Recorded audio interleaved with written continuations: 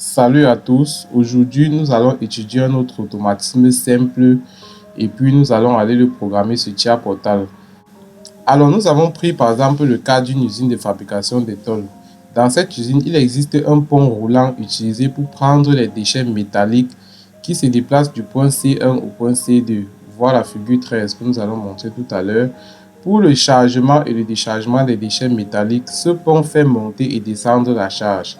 Le capteur de position C1 et C2 sont des capteurs mécaniques et les capteurs A, B, C3 et C4 sont des capteurs magnétiques de position. Donc, allons observer la figure 13.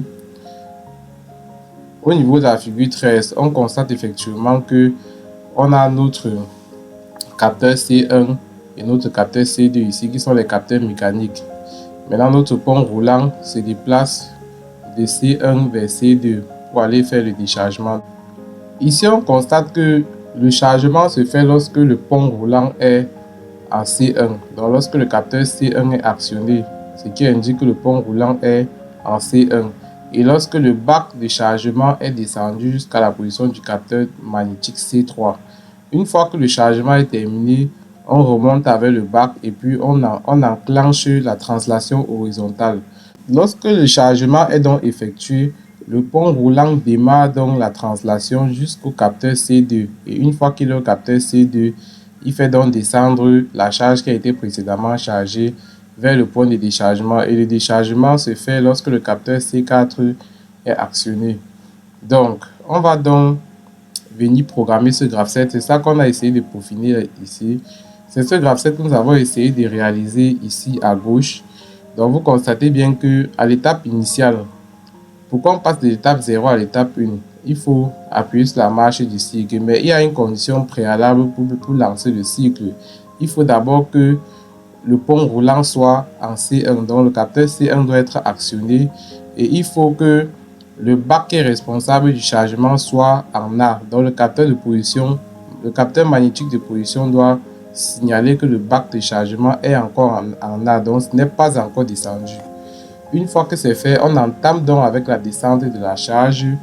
La charge descend donc et arrive action de capteur C3. Lorsque le capteur C3 est donc actionné, on fait donc le chargement et une fois que le chargement est terminé, on remonte avec la charge. Lorsqu'on remonte avec la charge, le même capteur magnétique de position A est toujours actionné pour dire que la charge est déjà en haut. On peut passer donc à l'étape suivante qui est l'étape 3 où le pont va donc vers l'avant. Donc, on démarre donc avec cette action-ci AV.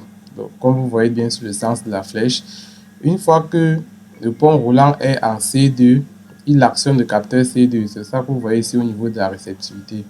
Donc, on va donc suivre ce même processus jusqu'au niveau de C1 et puis on va reboucler le cycle.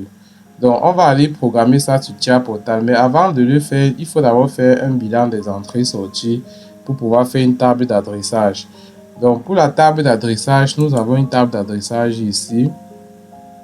Nous avons par exemple le bouton poussoir M que nous avons adressé pourcentage I0.0, le capteur magnétique C1 pourcentage I0.1, C2 I0.2 jusqu'à I0.6. Donc, nous avons listé toutes les entrées comme les capteurs et les boutons poussoirs. Maintenant, pour les sorties, on a les actions, donc translation horizontale et aussi les montées et les descentes, les charges et les décharges. Donc, nous avons plusieurs sorties ici. Ce qu'on va donc faire, c'est que on va donc aller sur Tia Portal et on va essayer de déclarer d'abord les entrées-sorties. Donc, on va venir ouvrir Tia Portal. On va venir double-cliquer sur l'icône Tia Portal V16. On double-clique dessus.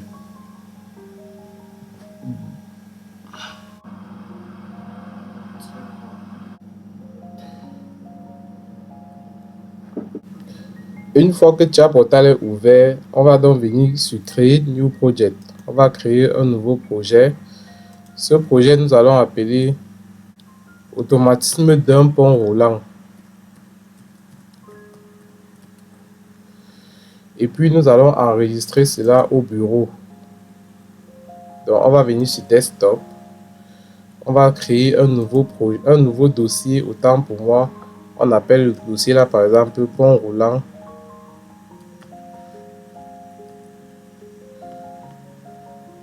on va appeler le dossier projet pont roulant. Et puis on va enregistrer là-dessus. Et puis on va enregistrer dans le dossier là. Une fois que c'est fait, on vient, on clique sur Create. Maintenant, on va essayer de configurer notre appareil. Donc, on va venir sur Configure et Device. On clique dessus. Ensuite, on clique sur Add New Device. C'est ici qu'on va ajouter le contrôleur. On va programmer cet automatisme avec un contrôleur S7200. Donc, on vient ici, on clique sur contrôleur. Et puis ici, on déroule Simatic S7200. On déroule le CPU. On va prendre un contrôleur CPU 1211 DC-DC relais. Donc je veux juste avoir les sorties relais. On va prendre la version la plus récente, la version 4.4. Une fois qu'on a cliqué dessus, on clique sur Add.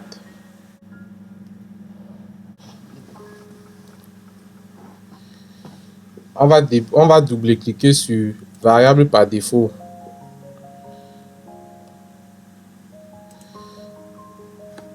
Ici, nous allons déclarer les différentes variables qui nous seront utiles. Bon, je préfère qu'on crée deux tables de variables. Une table de variables pour les entrées et une table de variables pour les sorties. Donc, on va appeler par exemple cette table-ci variable d'entrée.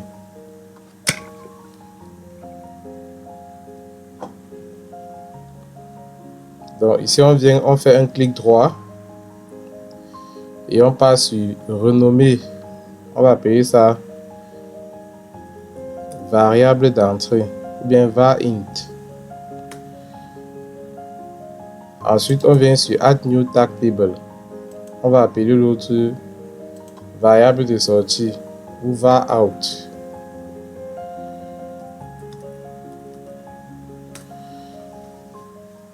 Donc, comme variable d'entrée, on a les boutons poussoir et les capteurs.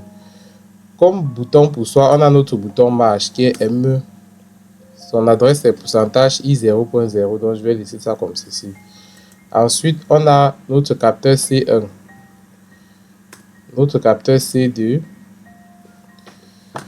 notre capteur C3,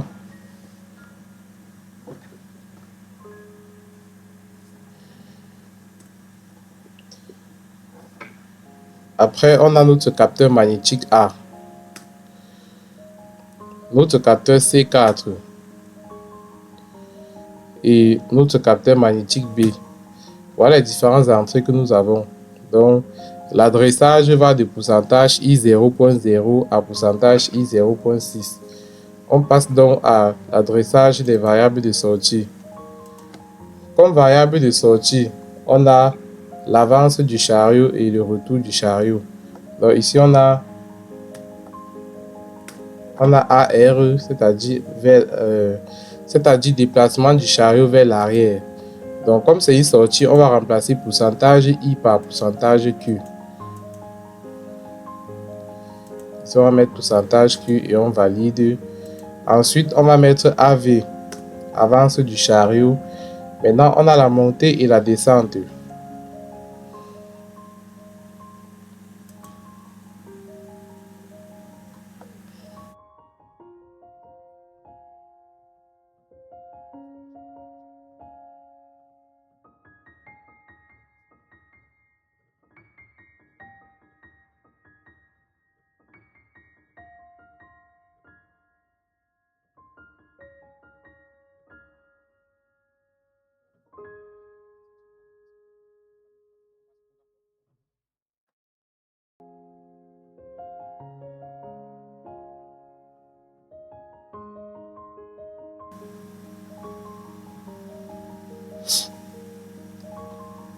Et c'est dans ce menu que nous allons programmer notre graph7. Mais avant de le faire, nous allons initialiser le graph7. Et souvenez-vous, je vous avais expliqué que pour initialiser un graph7, on part dans l'OB Startup. Donc pour ouvrir l'OB Startup, on va venir sur Organization Block. On vient sur Startup, on clique dessus. Donc c'est dans l'OB Startup ou alors l'OB 100 qu'on initialise le graph7. Et ici on voit bien qu'on doit initialiser notre graph7 à l'étape 0. Donc, on va prendre un bloc move. Je vous avais dit que le bloc move permet de copier une valeur entière ou réelle vers sa sortie. Donc ici, on prend une boîte vide. Dans cette boîte vide, on tape move. Parce que la boîte vide permet d'aller sélectionner les différents outils qui sont dans la bibliothèque de Chartportal. Donc ici, j'ai pris un bloc move.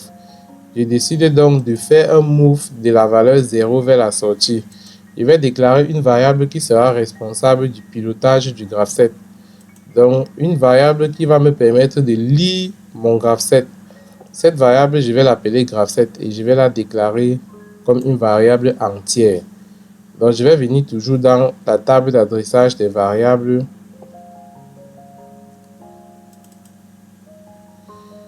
Cette variable, je vais la déclarer ici. Donc, je vais appeler cette variable là graph7.